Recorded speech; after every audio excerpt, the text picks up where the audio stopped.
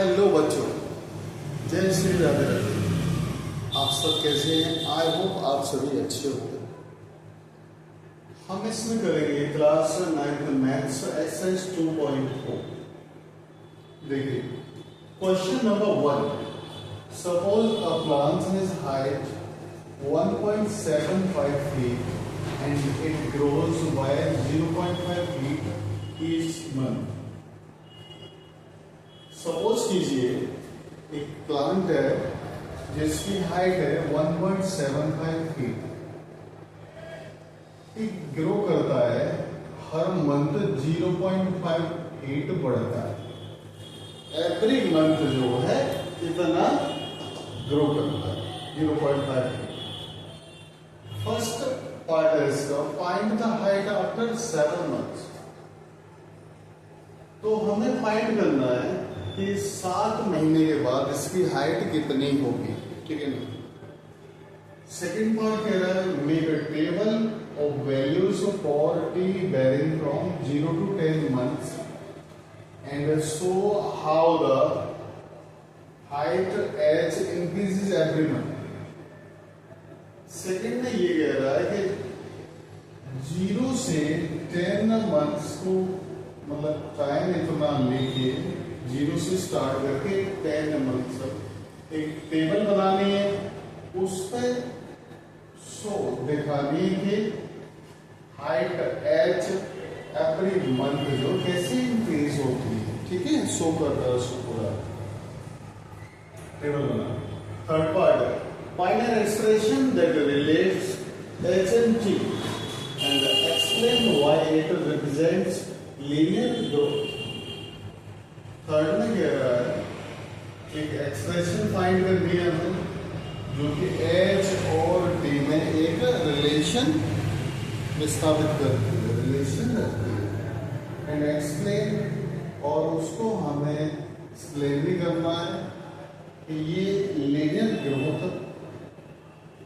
कैसे मतलब क्यों रिप्रेजेंट होता है इस टाइप से, उसके बारे में पूरा बता। देखिए पहले हम फाइंड करना है हाइट आफ्टर 7 months। देखो बिल्कुल सिंपल, शुरू में कितनी हाइट है इस प्लांट की 1.75 फीट, तो ठीक है। Initial height of plant solution देखिए, इनिशियल हाइट ऑफ प्लांट कितनी है 1.75 फीट है, ठीक है। अब ये हर मंथ कितनी ग्रो होती है 0.5 फीट, ठीक है। Growth in 1 month, in 1 month कितनी कह रहा है 0.5 फीट, ठीक है। तो हमें कितने फाइंड करनी है 7 months में, ग्रोथ इन 7 months। 7 क्या इसमें इंटू कर दो, 7 5 35, एक डेसिमल पॉइंट है राइट से लेफ्ट की तरफ पॉइंट है 3.5 और 3.5।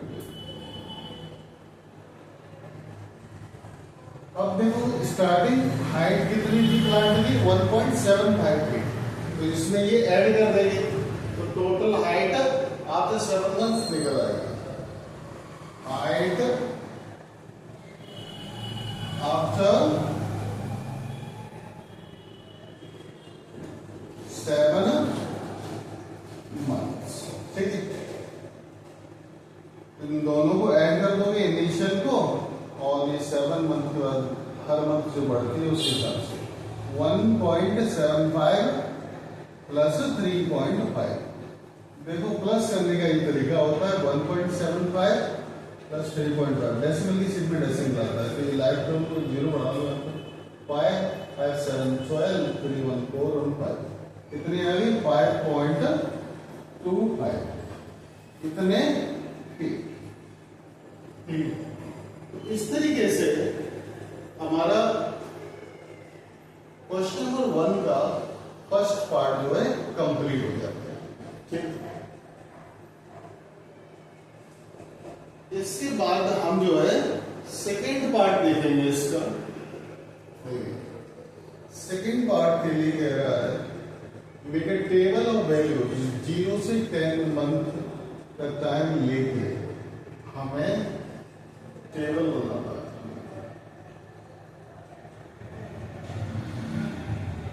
इस तरीके से टेबल बनाएंगे।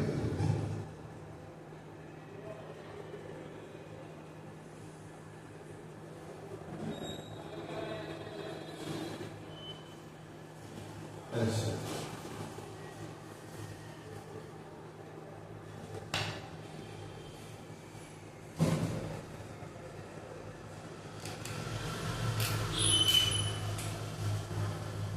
यहां पर पहली कॉलम में आएगी उसका टाइम।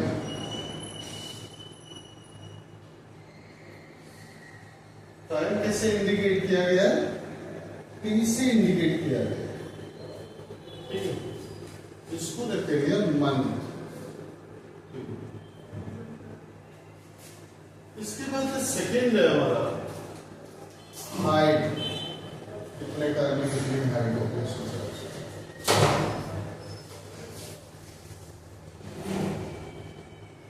हाइट हमारा किस क्या सिंबल है? एच।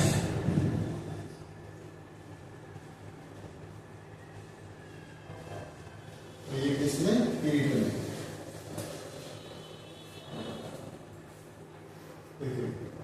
यहां पर स्टार्ट करेंगे 0 मंथ, फिर 1 मंथ, 2, उसके बाद 3, फिर 4, 5, 6, 7, 8, 9, 10। इस टाइप से पहले 0 मंथ में देखते हैं। देखिए स्टार्टिंग में कितनी हाइट है प्लांट की? 1.75। आफ्टर 1 मंथ तो इसमें हर मंथ कितनी बढ़ रही है? 0.5 फीट। तो 0.5 इसमें ऐड कर देंगे तो कितनी हो जाएगी? 2.25। आफ्टर 2 मंथ फिर 0.5 ऐड करेंगे इसमें तो 2.75 फीट हो जाएगी। फिर 0.5 ऐड करेंगे 3 मंथ में। हर मंथ जो है इतनी फीट बढ़ती जाएगी तो कितनी हो जाएगी? 3.25। इसके बाद 0.5 फिर बढ़ेगी, कितनी होगी? 3.75। फिर 0.5 बढ़ेगी, कितनी हो जाएगी? 4.25। फिर 0.5 बढ़ेगी तो 4.75, 6 मंथ हो जाएगी। इसके बाद 7th मंथ में फिर यहाँ पे वही तरीका है, 0.5 ऐड करेंगे, कितना हो जाएगा? 5.25। तो 0.5 इसमें ऐड करेंगे तो 8 मंथ में कितनी हो जाएगी? 5.75। 9th मंथ में हर मंथ उतनी ऐड होनी है, वो तो सिंपल सी बात है। 6.25 इसमें फिर वही ऐड होगी 6.75, ठीक है। आफ्टर 10 मंथ मतलब 10th मंथ में कितनी हो जाएगी? 6.75 फीट हो जाएगी, ठीक है। तो इस तरीके से इसका टेबल बन गया। आप इसे नोट कर लीजिए। इसके बाद हम नेक्स्ट पार्ट देखेंगे इसका। Third part, find an expression that relates h and t and explain why it represents linear growth। एक एक्सप्रेशन हमें इंडिकेट करना है h और t में दोनों से रिलेशन रखता है, ठीक है। देखिए h is equal to h for height। अब पहले मंथ में कितनी इंक्रीज होती है? 1 मतलब स्टार्टिंग में, सॉरी शुरुआत में जो प्लांट की हाइट होता है 1.75। अब हर मंथ जो बढ़ेगी वो कितनी बढ़ेगी? 0.5 फीट।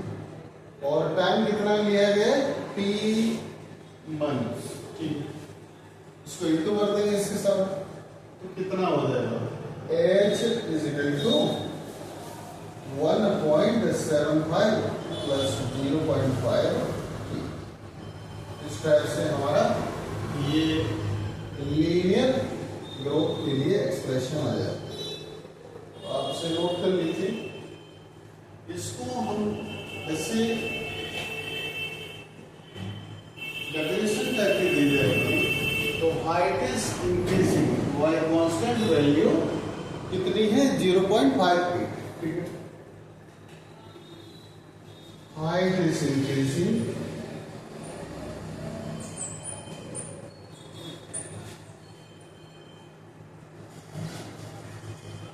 ठीक है ना।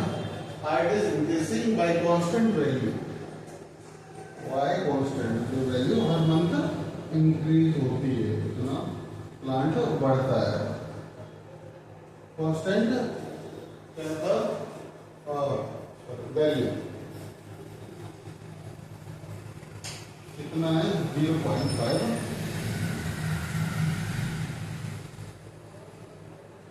ठीक है। इतने भी डरमेंट हो जाता है। तो इस तरह से हमारा क्वेश्चन नंबर 1 जो है कंप्लीट हो जाता है। आप इसे नोट कर लीजिए। इसके बाद हम नेक्स्ट क्वेश्चन देखेंगे।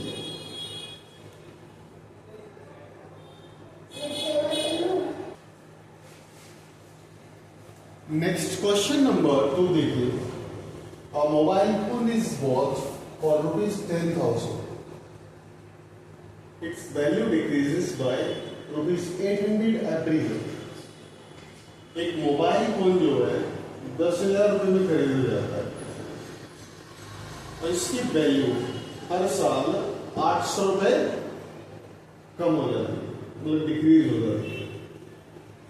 भाई सीधी सी बात है, कोई भी चीज नहीं लेके आते उसे यूज करने के बाद देखते हैं तो वैल्यू उसकी अपने आप डेप्रिसिएट हो जाती है।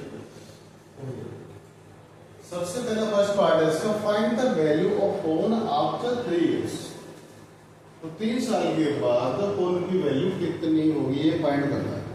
पहले से निकाल लेते हैं। देखिए सॉल्यूशन, फर्स्ट पार्ट है। स्टार्टिंग में मोबाइल फोन की कीमत कितनी, 10,000 रुपये। Initial value of mobile phone, initial value, ये फर्स्ट पार्ट है of mobile phone,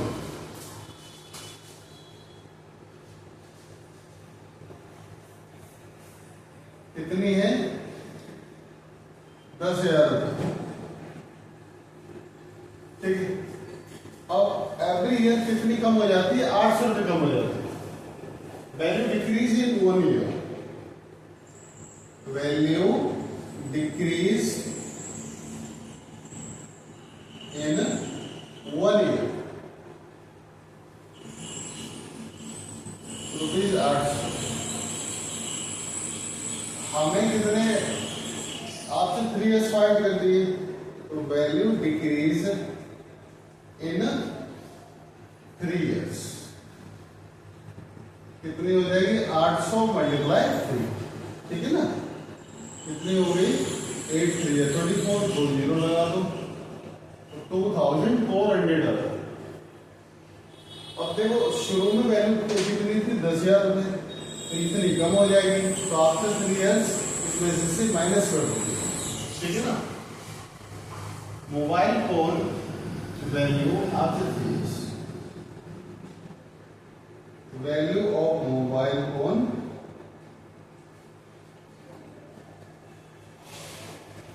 after 3 years,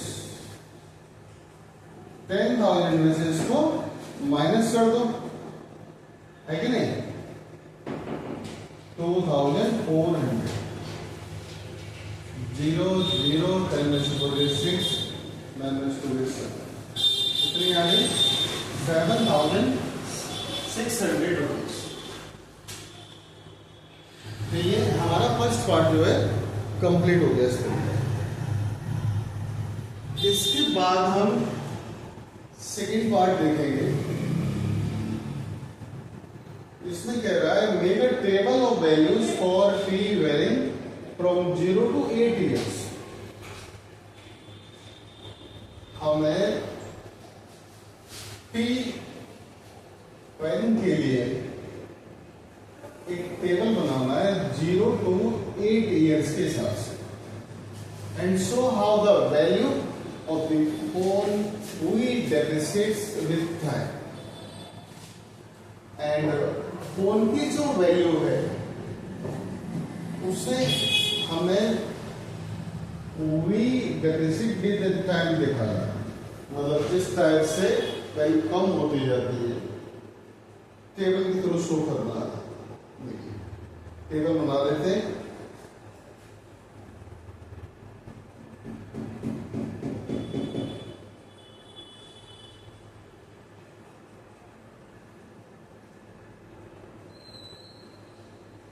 ठीक है ना, इस टाइप से।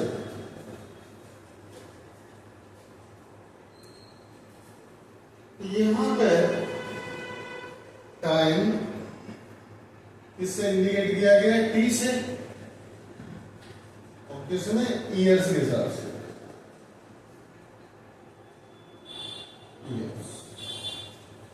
अच्छा, दूसरा कॉलम क्या है? वैल्यू।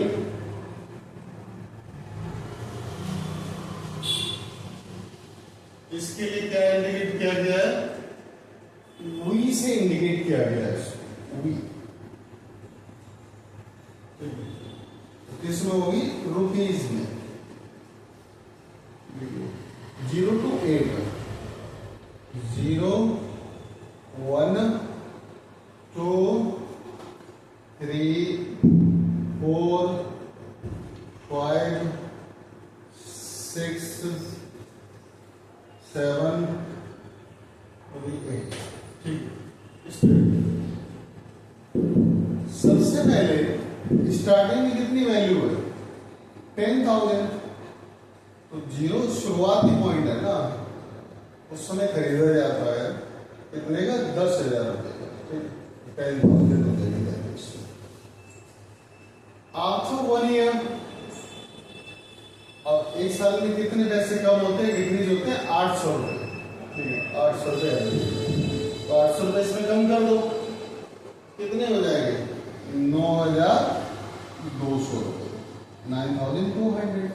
फिर 800 कम कर दो, फिर कितने कम हो जाएंगे? मतलब 800 रुपए कम हो गए तो 8,400 रुपीज। फिर 800 कम हो जाएंगे तो भाई तो 400 ही कम हो गए, फिर 400 और कम करो, 7,600 रुपीज। 800 फिर कम करो, इसमें हर मंथ 800 कम होंगे। ठीक, कितना हो जाएगा? 6,800। अच्छा, फिर 800 कम कर दो, यहाँ पे 6,000 रुपये। या फिर देखो ऐसे कर लो कि 800 को इससे इंटू कर दो, उतना माइनस कर दो। चलिए एक ही बात है, फिर 10,000 में से माइनस करना पड़ेगा, मल्टीप्लाई करके 8 से 80 से कम कर देते, कितना हो जाएगा? 5,200। इसके बाद फिर 800 कम कर दो, कितना होगा? 200 ही कम हो गया, 600 और कम कर दो, 4,400। फिर 800 कम कर दो, 3,600। इस तरीके से हमारी ये टेबल कंप्लीट हो जाएगी। अब इसके बाद नेक्स्ट पार्ट देखेंगे।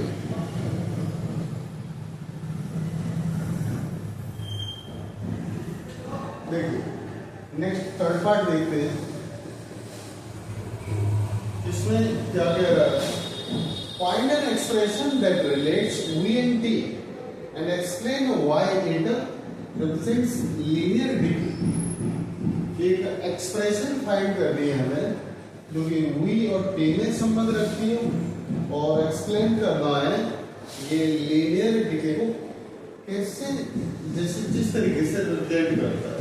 देखो V हमारा किसके लिए है? वैल्यू के लिए।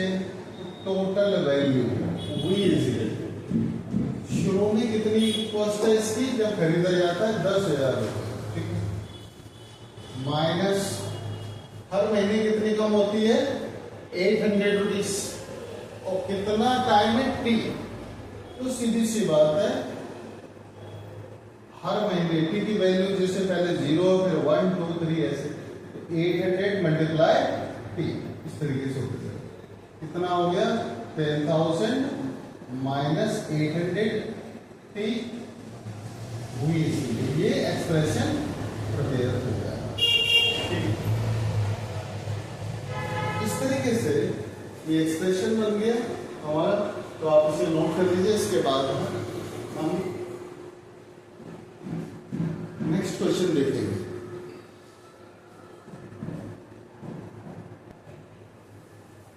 हाँ, इसमें एक चीज तो लास्ट में रहेगी, इस रिलेशन के थ्रू क्या दिखाता है, क्या रिलेशन आती है इसकी।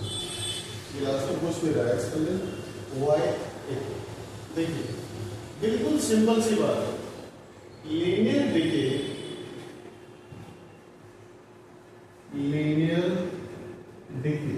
जो कमी होती है, because the value decrease at constant rate, because the value decrease at constant rate. हर महीने सॉरी एवरी ईयर, हर साल सेम वैल्यू डिक्रीज होती है। ठीक है, ये कांस्टेंट है। इसमें कितनी होती है? हर महीने 800 rupees, sorry per year rupees 800 पर इतनी कमी होती है। इसे आप नोट कर लीजिए। इसके बाद हम नेक्स्ट क्वेश्चन देखेंगे।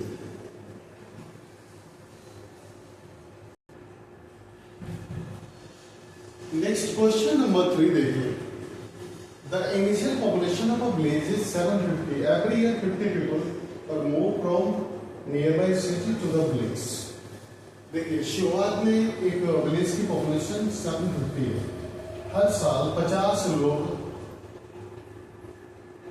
नियर बाई सिटी से, पास के शहर से गांव की ओर 50 लोग आते हैं, मूव करते हैं।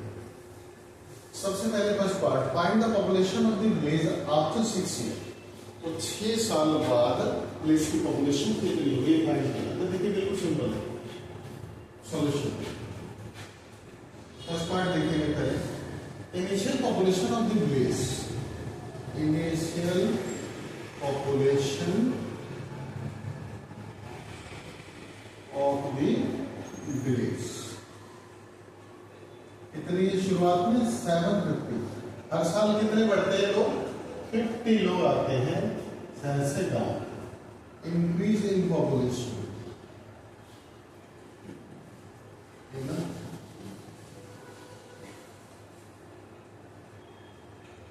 पॉपुलेशन इन 1 ईयर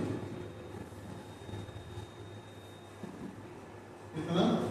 50 लोग। ठीक है, अब कितने साल में कह रहा है? 6 years.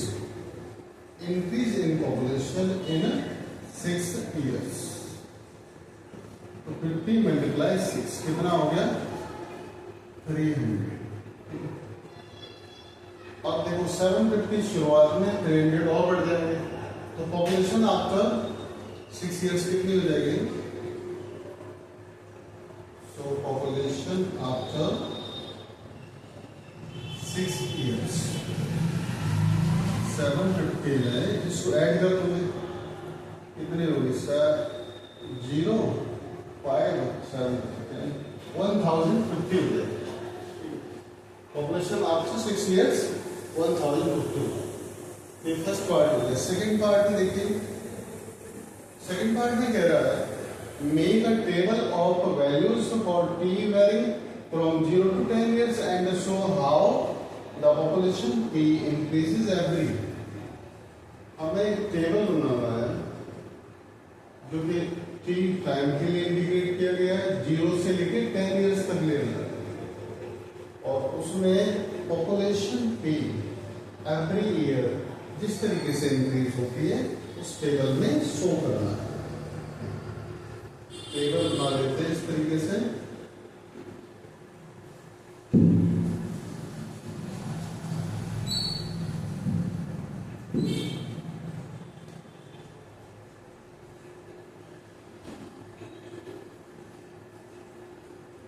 टाइम टी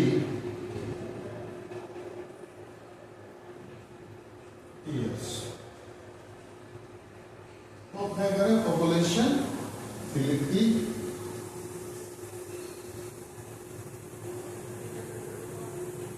ठीक 0 ईयर्स पे, फिर 1 ईयर पे, फिर 2, 3 ऐसे काउंट करेंगे। 0 ईयर पे कितना है, शुरुआत में कितनी पॉपुलेशन है 750, हर साल कितनी बढ़ रही है 50, 50 ऐड करते जाओ 800, फिर 850, ठीक है 900, तो 4 ईयर्स पे कितनी हो जाएगी 950, फिर 5 ईयर्स पे फिर कितनी हो जाएगी 1000, 6 ईयर्स पे 1050, यहाँ निकाला नहीं था हमने, 7 ईयर्स पे 1100, 8 ईयर्स पे 1150, 9 ईयर्स पे 1200, 10 ईयर्स पे 1250, ठीक है। इस तरीके से ये टेबल इसका कंप्लीट हो जाता है। अब इसका थर्ड पार्ट देखिए, find an expression that relates P and T and explain why it represents linear. एक एक्सप्रेशन हमें बनानी है पी एंड टी को लेके, ये रिलेशन लिस्ट करना है एंड एक्सप्लेन करना है कि जिस तरीके से लीनियर इसकी ग्रोथ को होती है। देखिए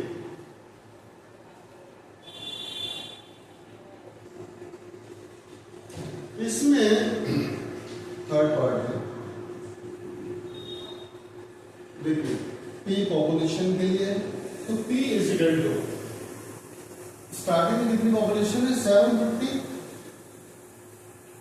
हर साल कितनी बढ़ती है 50, और टाइम के लिए क्या इंडिकेट किया है T इंटू 50, ठीक है। इस तरह से कितना हो जाएगा P is equal to 750 plus 50, ये हमारी लीनियर ग्रोथ के लिए एक्सप्रेशन है। इसमें देखिए देंगे हम, जैसे पॉपुलेशन इंक्रीज होती है कांस्टेंट रेट के हिसाब से, वही लीनियर ग्रोथ है। As population is increasing,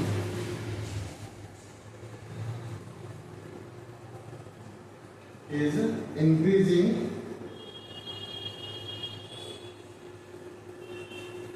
at a constant rate,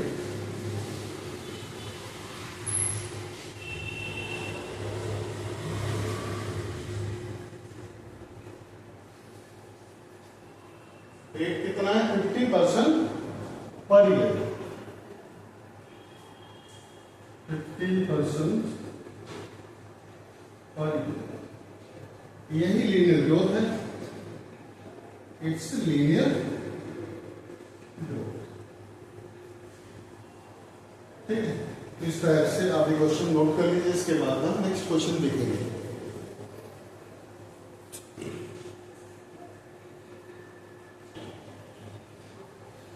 question number 4 देखिए, a telecom company charges ₹600 for a certain recharge saying this prepaid balance reduces by ₹15 after the recharge। देखिए एक telecom company जो है एक certain recharge के लिए 600 रुपये charge करती है, उस पर प्रीपेड बैलेंस रिड्यूस होता है, हर डे 15 रुपीज कम होता है रिचार्ज के बाद।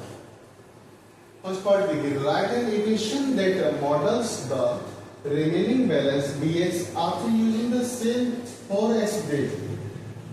एक इक्वेशन हमें रिप्रेजेंट करनी है, जो बैलेंस रिमेनिंग रह जाता है यूज करने के बाद, उस पे x डेज के लिए, और उसको एक्सप्लेन करना है जैसे लीनियर डिके रिप्रेजेंट होता है, जैसे हर डे 15 रुपीज कम हो जाएगा उसका। देखिए सोचिए, फर्स्ट पार्ट देखिए, इनिशियल बैलेंस कितना है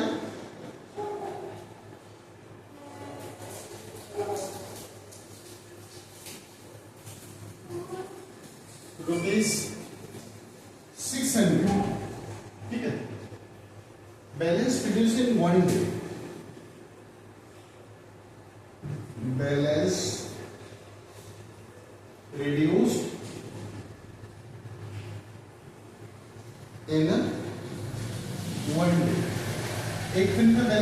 कितना रिड्यूस होता है, 15 रुपीज रिड्यूस होता है। तो रिमेनिंग बैलेंस एक्स डेज में कितना होगा, एक्सेस में इंटू हो जाएगा, ठीक है। Remaining balance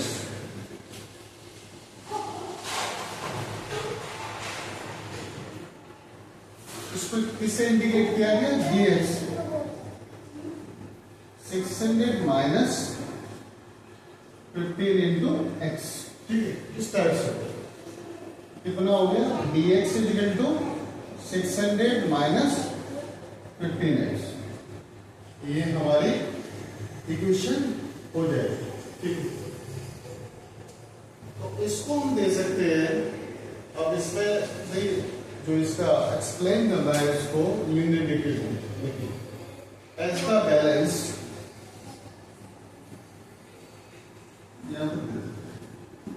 as the balance, इसका जो रेट है डिक्रीजिंग का कितना, 15 रुपीज के हिसाब से पर डे होता है।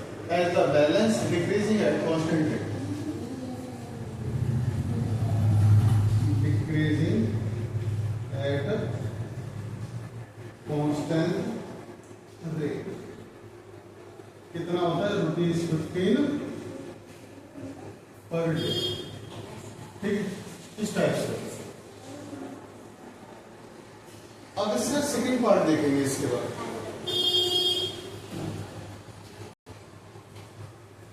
देखिए second part, after how many days when the balance run out, तो कितने दिनों के बाद बैलेंस जो है रन आउट हो जाएगा, मतलब खत्म हो जाएगा पूरा कंप्लीट। तो देखिए सेकेंड पार्ट इधर देखिए, dx कितना है हमारा 600 माइनस 15x, यहां इसके प्लेस पे 0 रख दो, तो 600 माइनस 15x के इक्वल दिखा देंगे। 15x को आप इधर ले आओ, माइनस का प्लस हो गया, इसके लिए 600, तो x ये मल्टीप्लाई इधर आके डिवाइड हो जाएगा, 15 हो जाए 60, तो मतलब 40 आ गया।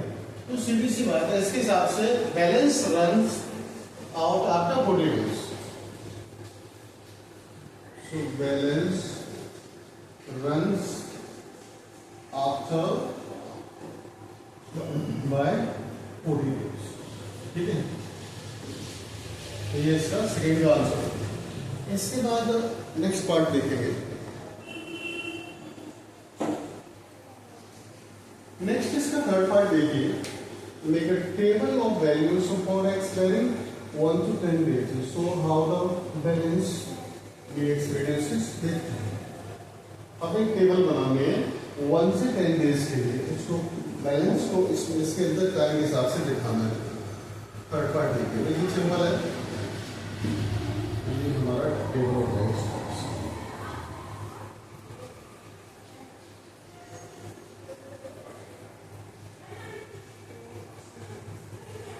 इसमें टाइम x डेज, ठीक है। Second remaining balance